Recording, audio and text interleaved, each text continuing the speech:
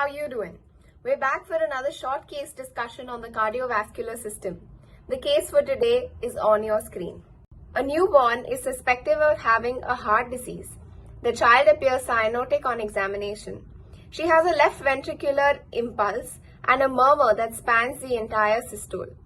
On ECG, there's a left axis deviation suggestive of left ventricular hypertrophy. What's the most likely diagnosis? The options are on your screen. Like always, I'd like you to pause the video here, take a minute to make your own diagnosis and then continue this video to solve it with me. I hope you gave it a shot. Now let's do it together. The clues in this case were cyanotic baby, a hollow systolic murmur, and a left axis deviation. The most common cause of all these three features appearing together is tricuspid atresia. But what is tricuspid atresia? Tricuspid atresia is the cyanotic congenital heart disease where the tricuspid valve does not form at all, leaving a tissue barrier between the right atrium and the right ventricle, preventing any blood flow across it. It is the third most common congenital heart disease and the most common cause of cyanosis with left ventricular hypertrophy.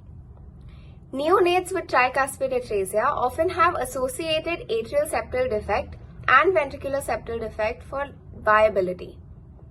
Some risk factors of tricuspid atresia are Down syndrome, a parent having a congenital heart disorder, maternal factors seen in the antenatal period like viral infections, especially German measles, excessive alcohol intake during pregnancy, and consumption of anti-epileptic medication. Neonates present with cyanosis, severe shortness of breath, and a systolic murmur. On investigation, you'll perform an ECG, which typically shows left axis deviation indicating left ventricular hypertrophy to compensate for the non-functioning right side of the heart. In an echocardiogram, the first thing you would see is an absent tricuspid valve, no blood flow between the right atrium and the right ventricle, a hypoplastic underdeveloped right ventricle, a hypertrophic left ventricle, and possibly some associated septal defects. The mainstay of tricuspid atresia treatment, however, is surgery. The possible surgeries that can be performed are balloon septostomy, wherein an atrial septal defect is created or an existing one is further widened. It is done within days or weeks of birth in case of visible severe cyanosis or heart failure. The second is Glenn procedure, connecting the superior vena cava to the pulmonary artery to allow direct passage of deoxygenated blood to the lungs. It is done within 4 to 6 months of birth.